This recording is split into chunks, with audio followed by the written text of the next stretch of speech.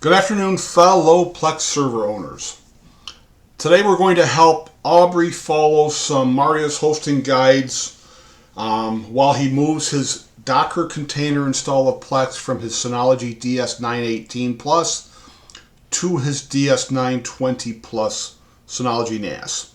Now, luckily, my DS1019 Plus NAS has the same CPU in it, same Celeron CPU and iGPU as his 918 Plus does, and my DS1520 Plus has the same Celeron CPU as his 920.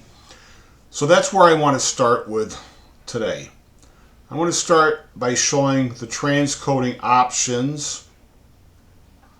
So my normal server is now moved, my container was moved off my Synology NAS, my newer one, to an Intel NUC 11th gen running the Iris Xe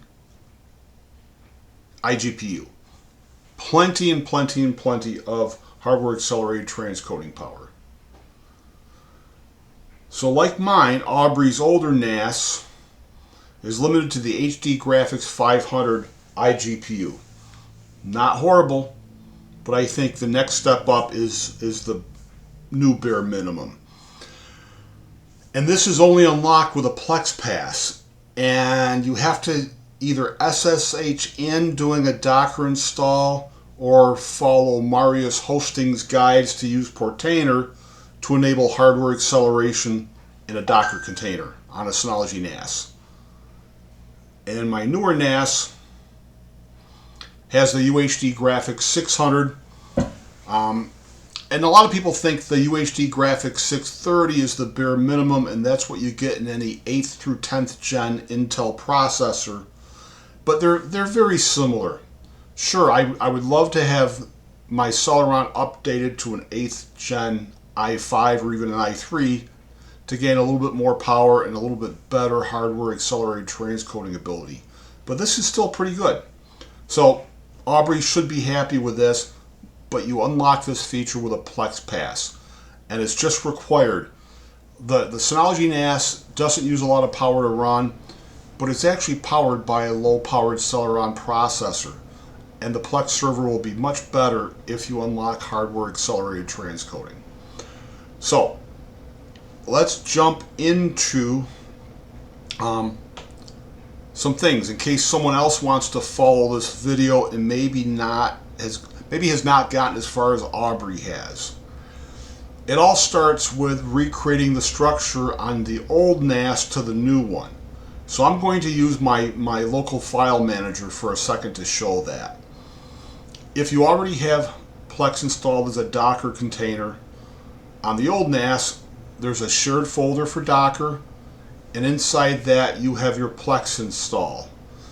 Now, I have 3 different Plex installs here, and only one of them is running. And to be honest with you, I don't know which one's running right now, but I can tell you that. So if I go into DSM on the older NAS, and we go into Container Manager, and I look at the container, I have Plex and Portainer running. If I click into the Plex one, I can see that the configuration structure is pointing to the plain Plex folder. So I can spin up these 2 containers just by shutting down Plex and redoing my configuration file to point from here to either of these. So it's as easy as even using a local file manager to copy this folder out of the Docker shared folder on the old NAS into, let's do it this way. Let's go to a new tab, and I'll open up my newer NAS. So the Docker shared folder should already be created when you install Container Manager, and you just copy in that Plex container folder. And then you have to go to your old NAS and shut down the Plex server I'm sorry, you have to go to the old NAS and shut down the Plex server before you copy it over. I should have made that clear first. So once it's copied over, you can actually switch to the Marius Hosting guide to get that container set up. And this assumes you've already copied your media over. So on my old server, I have a shared folder called Media PD. I've set it up with library sort folders, a sort folder for each library type, which then allows me to put an actual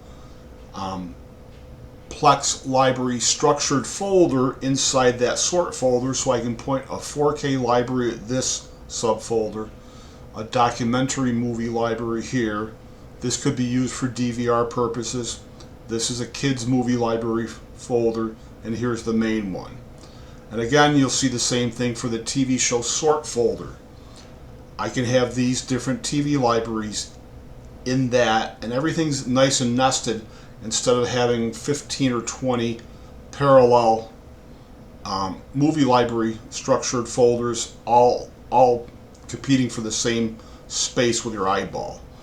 Naturally, there's not many chances of having more than one music library, so you could just call this music and just use this instead of putting another folder inside of it. So literally, you copy one shared folder to the new NAS as a new shared folder. So you'd use DSM.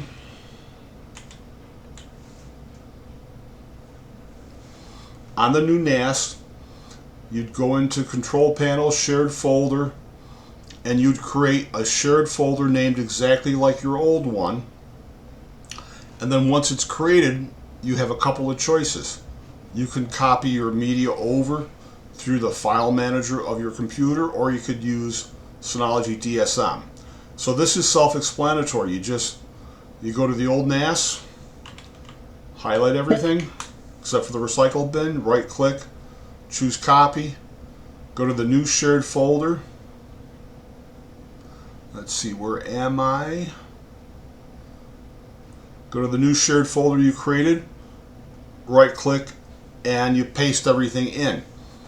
That'll probably take longer, and if your computer crashes, you won't know what's going on. So you could do that, or you could use the wonderful resource of Will at his SpaceRex channel to follow this video on how to mount another NAS over SMB NFSS to your Synology. And what that means is, once you're done, let's go back into DSM for the newer NAS. When you go into File Station, whatever shared media folder you shared from the old NAS to the new one will just appear here as another folder. So then you could just use DSM to copy and paste everything over to your new shared folder. So if you're using the same name, Will's video will show you how to create an alias for that shared folder, because you couldn't have it be Media PD. That would be confusing with a Media PD shared folder on the new NAS. But during this creation setup, you could call the original shared folder Media PD old if you wanted to. So at least in DSM you'd know what's going on. And I think it's safer to copy a sizable amount of data directly through DSM than to use your own file manager. I don't have any issues copying the Docker container through the file manager because it's not as much data. But you could also use Will's video to mount your Docker container on the old NAS to the new one. I just wouldn't bother with that extra step. So Aubrey's probably already ahead of all this. He's probably got everything copied to the new NAS and just wants to learn how to set it up. So that's where we have to go to Marius Hosting and his wonderful Docker container guides for Synology NAS. You need Portainer in order to set up Plex in a container with hardware acceleration. So you basically follow this guide and you get Portainer set up. And when you do, You see, I have a Portainer for both NAS installs, the old one and the newer one. It opened up off screen, and actually you'll start home. If I click into containers, you'll see my running containers, and Marius's guide will help you get Plex set up. But I have to show you some things with this. So let me see, where am I? He shows 5 different methods. First 2 methods are identical. You get a Synology package install. You really don't have to list both methods because this installs Plex out of Synology's ecosystem, and it won't be an updated version of Plex. But it doesn't matter because as soon as you get Plex installed, before it's even fully configured, it'll be telling you there's an update. And the minute you do the update through the web app, you're going to download the latest version from Plex anyway. So once you do that first update, you end up with the same exact install as if you started here, only it took one update to get there. So for a non-Docker method, this is actually the easiest. You can use the official Plex Docker, but this will not give you hardware acceleration. The 4th method and the 5th method, which I just discovered there's a 5th method, is basically the same. So let's look at the 4th method. We want to do it with hardware accelerated transcoding. And well, the 4th method really is without transcoding and with transcoding, but it's going to use the Linux server image of the Docker container. So we're concentrated on with the hardware accelerated method. And basically it uses Portainer. So Marius tells you how to get your Plex claim code. He tells you how to create the working folder in your Docker container. But if you're moving a server like Aubrey is, you can skip that because you've already, let me see, let's back up. You've already moved your old container over. And I think we talked about before you do that, you have to shut down Plex on the old NAS. And this is something you got to reference. Whatever you name it has to be referenced down below. So then he has you go into the stacks part of Portainer, and you basically can copy and paste this whole thing into your own word processor.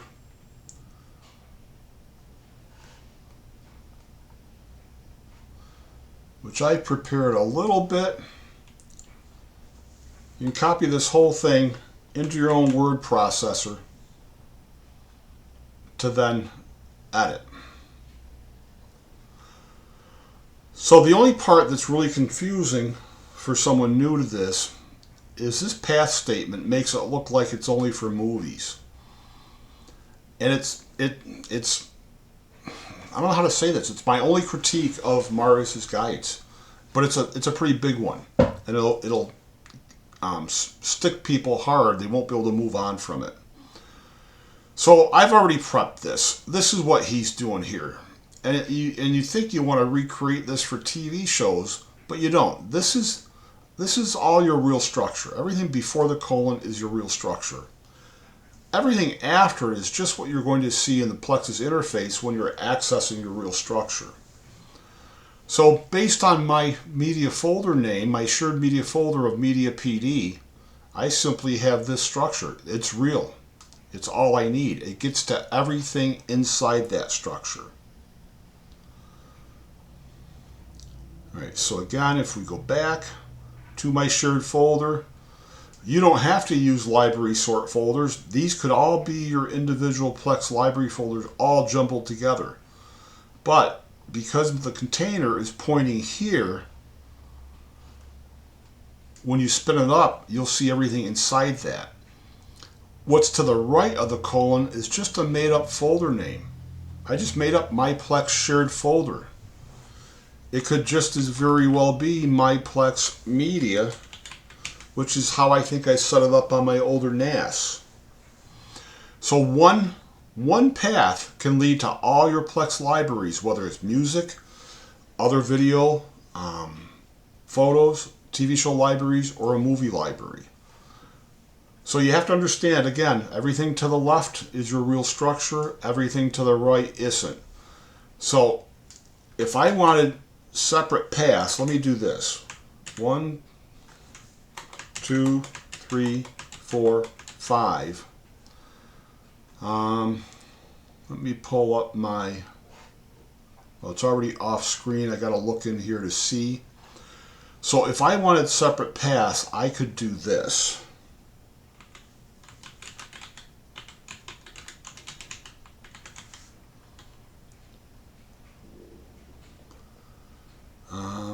And then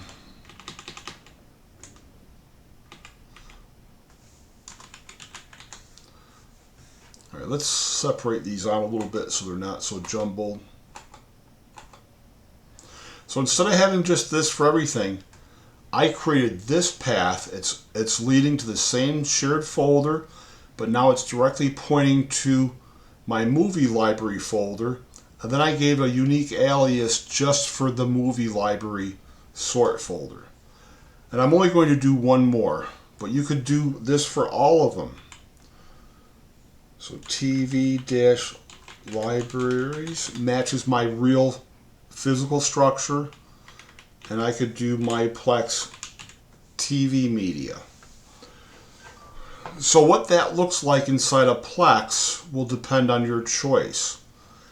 If I go back to the web app, let me bring this over, and I go into this server,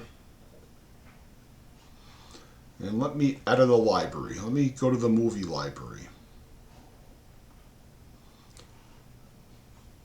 So here's my path. If I browse for another path, this is what I'm going to see, my Plex Media, because that's my alias. And there's only one path that then lets me get into my real structure on that NAS.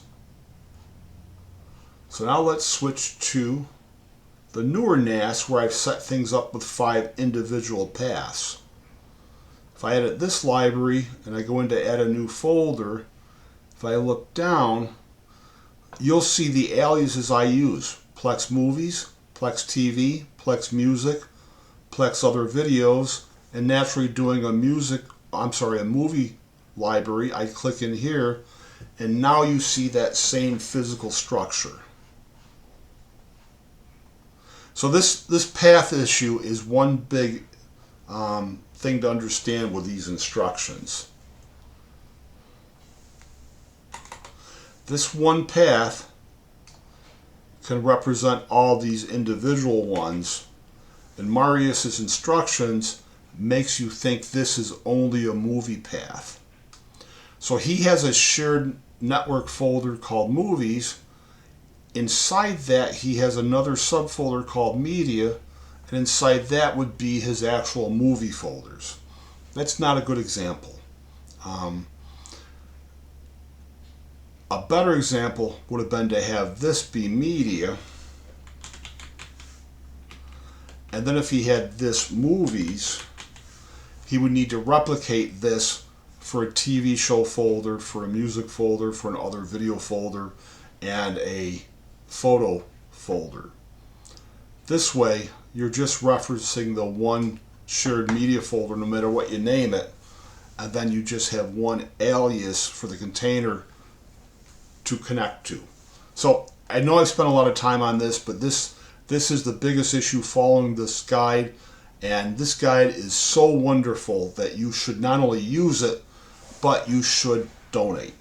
You gotta donate because this takes it from hard to easy. So basically, this part, I'm not going to explain everything. You can read through this. Just copy and paste everything to use yourself. Paste it into a text editor and not a word processor to work with, so you don't have to have screwy formatting. These instructions show you how to get your PUID and PGID. This is your permissions. And unlike having to learn regular Linux permissions with an Ubuntu or Debian install, this is stupidly simple. He shows you how to get your Plex claim code. You don't need to do this. You can claim Plex manually. I have a video for that, but this just makes it that much easier. So then you go into Portainer and you follow these instructions. You paste this information in, and he's got his claim blocked out with his screenshot because this is a working server for his Plex account or a test server for his Plex account. Click deploy the stack, and you watch the instructions. It's really easy. If you've spun one container up this way, you're really just adjusting the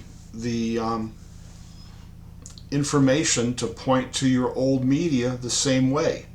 And if everything's exactly the same, it just is a carbon copy of the old server. Now, this is an extra step. If you, let me go back to here. If you wanted to reorganize your media into a better folder structure from the old NAS to the new NAS, and maybe you wanted to run everything through FileBot on the new NAS, and maybe before you had just all kinds of library folders hanging out in one shared media folder, or you had separate shared folders for movies and TV shows and music, you can combine it into a nested structure like I'm showing, and use the same easy single container path.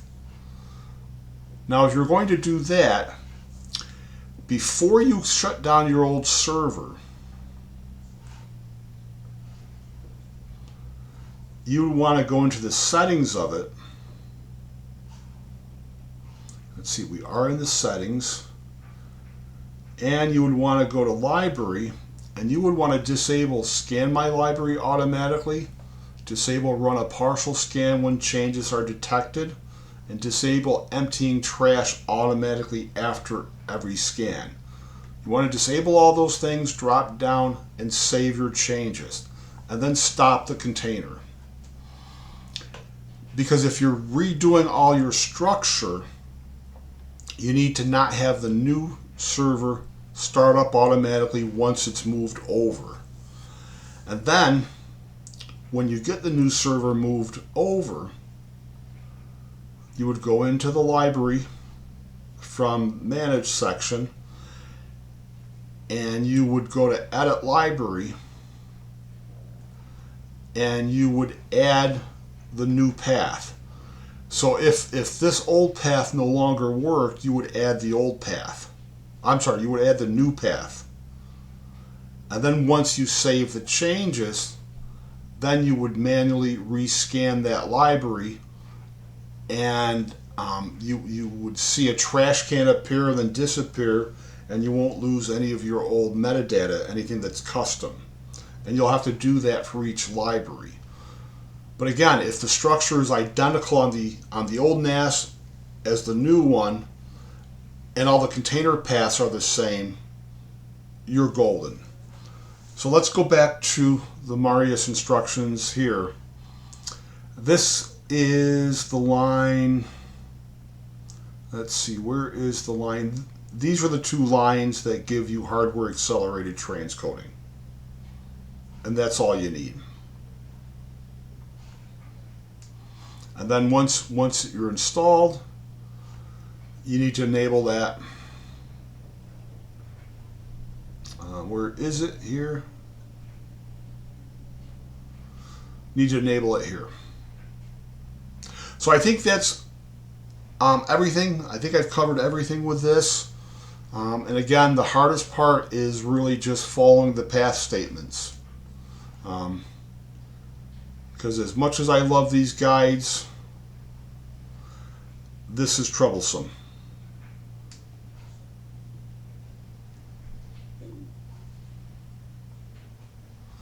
This needs to be rectified.